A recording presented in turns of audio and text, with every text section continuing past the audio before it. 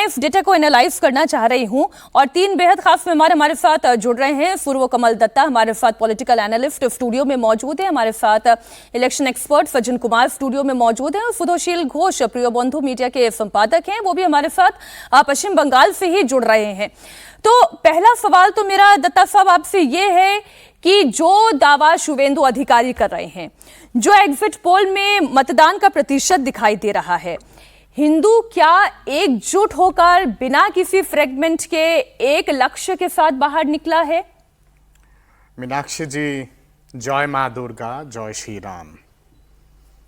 एक दो वर्ड में अगर मैं कहूँ इस पूरे चीज को, तो फिर खेला शेष बांग्लादेश। बहुत प्रभावित हूँ आज मैं माँ दुर्गा के एक श्लोक से शुरू करने के लिए, क्योंकि दीदी अक्सर जय माँ काली, जय माँ दुर्गा कहती हैं। सृष्टि स्थिति विनाशनम शक्ति भूते सनातनी, गुणोमय गुणोश्रय नारायणी नमोस्तुते, शरणागत दिनार्थ परित्राया परायणी, सहस्र शस्त्र हरिदेवी नारायणी नमोस्तुते। अब बात आती है आपके सवाल का। जो शुभेंदु अधिकारी जी ने जो कहा है या फिर बाकी जितने सारे लोग कह रहे हैं, मैं उनके बात से 100% नहीं 200% सहमत हूँ।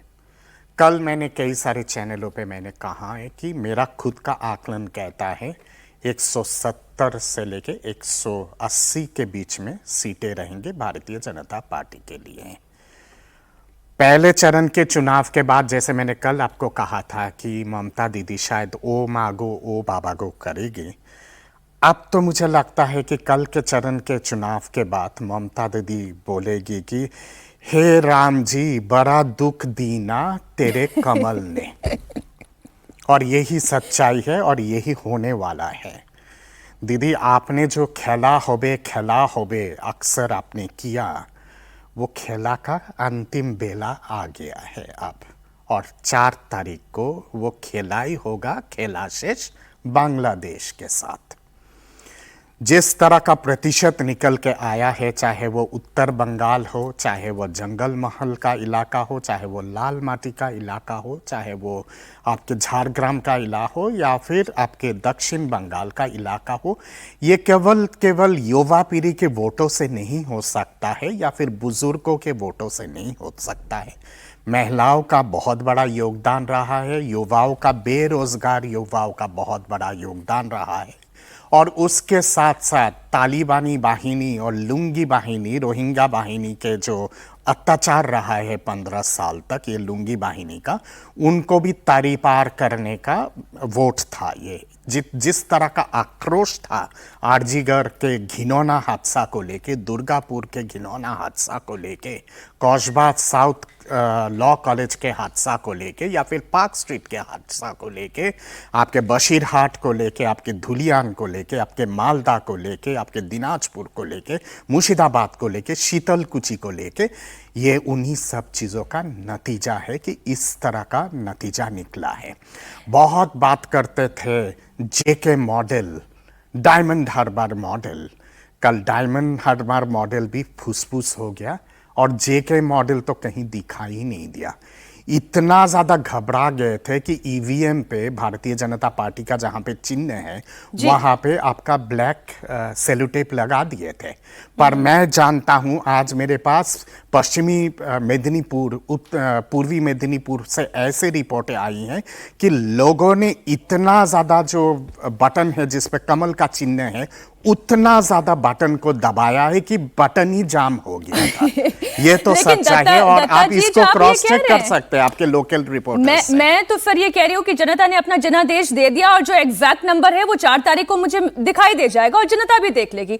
लेकिन सज्जन जी, जैसे दत्ता साहब ब्रीफ कर रहे हैं, तब तो वो सारे मुद्दे चले हैं। फिर वो केवल हिंदुत्व का मुद्दा नहीं चला है, वो एंटी इनकम्बेंसी का मुद्दा भी चला है, वो महिलाओं में उन्नयन की जगह विकास का मुद्दा चला है, और ये भावना भी चली है कि अगर एक पार्टी ऐसी है जो 30% वोट के लिए ही राज कर रही है, तो फिर 70% को भी बाहर निकलना होगा और अपने लिए सरकार चुननी होगी। क्या ये चला है? नहीं, निश्चित। अब देखिए, कोई भी चुनाव एक मुद्दे पे केंद्रित नहीं होता है। हालांकि हम लोग कहते हैं कि हाँ, बहुत सारे, चाहे वो आर्थिक मुद्दे हों, चाहे वो राजनीतिक और सांस्कृतिक मुद्दे हो, पहचान का मसला हो, डेमोग्राफी की बात हो, उन सब को हम किसी एक फ्रेम में बांधते हैं, लेकिन मुद्दे बहुत सारे होते हैं। अब देखिए, बंगाल में बीजेपी को चुनाव जीतने के लिए दो कंडीशंस, दो स्थिति चाहिए थी। या तो डिवाइडेड मुस्लिम हो या यूनाइटेड हिंदू। ये दो, अब पहली जो शर्त थी कि मुस्लिम डिवाइडेड हो, ये तो संभव नहीं है। वो डिवाइडेड थे 2019 के चुनाव से पहले। 2019 के पहले आप देखेंगे, 19 में भी थोड़ा बहुत था, कुछ सीपीएम को जाता था, कुछ कांग्रेस को जाता था, बहुतायत तृणमूल को जाता था। लेकिन जैसे ही बीजेपी एक विकल्प के तौर पे उभरी, 2019 के लोकसभा चुनाव में लगभग 40% वोट पाके जो दिखाया कि 60% हिंदुओं का वोट बीजेपी को मिल रहा है, आपने देखा कि 21 के चुनाव में वो जो 3 पार्टियों में जो मुस्लिम वोट डिवाइड होता था अलग अलग हिस्सों में, वो एक साथ लामबंद हुआ, कुछ एक छोटे से हिस्से को छोड़ के। इस बार आप देखिए कि वो और ज्यादा लामबंद है।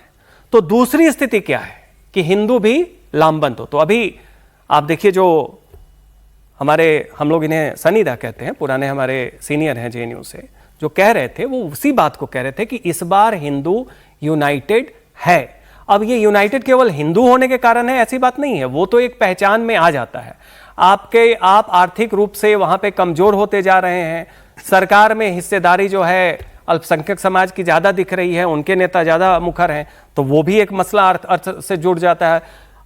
आलू की खेती हुई है और बंगाल आलू की खेती में बहुत अव्वल राज्यों में है, वहां से आप एक्सपोर्ट नहीं कर सकते हैं और वहां कीमतें इतनी कम हैं कि किसानों को आलू खेत में ही छोड़ना पड़ रहा है। जो हुगली, जहां पे नैनो का विरोध हुआ, वो आलू का बहुत बड़ा केंद्र है, वर्धमान में होता है और उसके आसपास मेदिनीपुर में होता है, ये सब बड़े घर है और बाकी जगह भी होता है।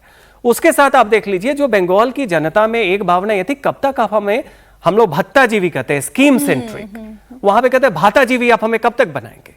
तो महिलाओं में एक आकर्षण ममता बनर्जी को था कि भाई वो महिला मुख्यमंत्री हैं, रूपश्री, कन्याश्री, लक्की भंडार और भी तमाम तरह की स्कीम्स दे रही हैं। लेकिन ये भी है कि परिवार में पति को खेती का कोई फसल का दाम नहीं है, बेटे को जॉब नहीं है, बेकारी की समस्या है। अब वो महिला होने के नाते वो भत्ता 1500 को देखेगी या वो परिवार के जो आर्थिक उसका स्खलन हो रहा है उसकी तरफ जाएगी। ऐसी स्थिति में आप देखिए कि हिंदू कंसोलिडेशन हुआ है, जो वोट में भी दिखा, सब कुछ दिखा। बस इसमें एक जो कह रहे हैं, अगर घोषणा यही है, अगर यही कारण है, तब तो फिर मैं ये कह रही हूं कि महिला का वोट भी, महिला क्या सोच रही है, पुरुष क्या सोच रहा है, महिला बढ़ चढ़कर बीजेपी को वोट देने इस लिहाज से निकली है कि उसकी अपनी आइडेंटिटी क्या है, उसका अपना रोजगार क्या है, उसकी अपनी पारिवारिक स्थिति क्या है, या उसकी हिंदू आइडेंटिटी क्या है। देखिए, यहाँ पर महिलाओं का जो वोट है, ये एक एग्जांपल मैं अगर दूंगा तो सारे क्लियर हो जाएगा। मैं मेमारी सीट बार बार बोलता हूँ, जहाँ पर मेरे दोस्त फाइट कर रहा है बीजेपी उम्मीदवार के रूप से, मानव गुह। तो वहां पर जो टैग लाइन जनता ने बना दिया, वो बोल रहा था ये फाइट है मानव वर्सेस दानव। मानव तो मानव गुह सब लोग समझ रहे हैं बीजेपी का कैंडिडेट है, ये दानव कौन है? ये दानव है जो टीएमसी वालों कर रहे हैं, उसके खिलाफ लड़ाई है। ये जनता का आवाज था। वो लोग बोल रहा है कि चलो आप लक्ष्य भंडार में 1500 रुपए 1700 रुपए देते हो, हर इलेक्शन आता है तो 500 रुपए अब बढ़ा देते हो, लेकिन उसके साथ साथ यहाँ पर आपका जो शाहजहां है, वो संदेश खाली में पीठे बनाने के लिए महिलाओं को बुलाते हैं, उनका बलात्कार होती है। महिलाओं को जो आत्मसम्मान का जगह है, महिलाओं को जो डेवलपमेंट में जगह है, वो किधर है? लेकिन भाजपा आएगा। मुझे एक बात बताएं, आपने संदेश खाली का जिक्र किया, ये तो 2021 के चुनाव के दौरान भी एक महिलाओं की सुरक्षा का बड़ा मुद्दा था। तब कैसे पश्चिम बंगाल में ममता बनर्जी इतनी बड़ी जीत हासिल कर पाई? एंटी इनकम्बेंसी का मुद्दा तो 2021 में भी था, लेकिन तब तक क्या लोग अपने वोट डाल सकते थे? ये जो एसआईआर हुआ, जहां पर एएसडी पहले, उसके बाद एडजुडिकेशन, कितना वहां पर वोट था जो जाली वोट था, जिसका वोट लेकर ही ममता बनर्जी ने ये महामाटी मानुष का सरकार बनाए थे। अब ये एसआईआर में डेटा निकल गया तो ऑटोमेटिकली वोटिंग परसेंटेज हाई हो गया। लोगों को समझ में आ रहा था जो लो मार्जिन का सीट था, वो 50-60 बूथ जो है उसको लूटा जाता था, 100-150 करके लूटा ले तो वो लो मार्जिन का सीट ऑटोमेटिकली टीएमसी की तरफ आ जाते थे। लोगों के अंदर गुस्सा था, लेकिन इलेक्शन कमीशन बोल दीजिए या ऑपोजिशन पार्टीज, वो ये माहौल नहीं बना पाया कि लोग अपने वोट अपने दे पाए। ये 2026 का चुनाव जो आए, लोग उत्सवों के माहौल में आए और वोट दिया। क्यों? क्योंकि उसने देखा ये एक अपॉर्चुनिटी है, जिस अपॉर्चुनिटी में अगर वो दानव को मैं हरा सकता हूं तो अगली बार मैं मेरे मर्जी माफिक मैं वोट डाल सकते हूं। मेरा वोट ही मैं नहीं डाल सकता तो कैसे आपको जनता का जो असली रीजन है वो ईवीएम में रिफ्लेक्ट होते देखा देंगे। इसलिए 2021 में 2024 में आपको संदेशखाली का इफेक्ट नहीं दिखा दिया। अभी 2026 का इलेक्शन पर 2 सीट है, संदेशखाली है और हिंगोलगंज है, जहां पर भाजपा जीत सकती है। बाकी 5 में भर भर के मुस्लिम वोटर है, तो ऑटोमेटिकली वो 5 सीट तृणमूल कांग्रेस की तरफ जाना चाहिए। लेकिन अभी जो एग्जिट पोल का डेटा आ रहा है वहां पर दिख रहा है 1 या 2 सीट जो तृणमूल की तरफ जा सकता है। बाकी भाजपा तो नहीं मिलेगा, लेकिन टीएमसी को भी नहीं मिलेगा। शायद वो आईएसएफ की तरफ जा सकता है, शायद वहां पर सीपीएम की तरफ जा सकता है। तो इसके मतलब ये हो गया कि हिंदू वोट जो है उसका गुस्सा है, उसका जीने मरने का ये युद्ध है, तो वो भाजपा के पास जाएगा। लेकिन मुस्लिम वोट जो कंसोलिडेट हुआ था, क्योंकि ममता बनर्जी ने डराए थे कि यहाँ पर भाजपा आ जाएंगे तो आपको इंडिया से निकल के बांग्लादेश या पाकिस्तान भेजा जाएगा, वो वाला मुद्दा इस बार नहीं चला, उसमें स्प्लिट हुआ और उसका फैसिलिटी कांग्रेस हो, बाम हो, आईएसएफ हो, इन लोगों को मिलेंगे। तो ममता का जो अपने वोट थे, अपने वोट बैंक जिसको उन्हें दुधेल गाय बोलते थे, मतलब जो मुस्लिम वोट बैंक है वो स्प्लिट हुए दिखते हुए नजर आ रहा है। ऊपर से जो अच्छा, आप ये हिंदू कह रहे हैं वोट कि है, मुस्लिम 65 वोट में भी स्प्लिट है और हिंदू वोट कंसोलिडेटेड है। और अगर आप ये जो कह रहे हैं तब तो फिर जो मेड्राइव का आकलन है उससे ज्यादा बड़ी ये विक्ट्री होगी और फिर ये लैंडस्लाइड विक्ट्री होगी बीजेपी के हक में।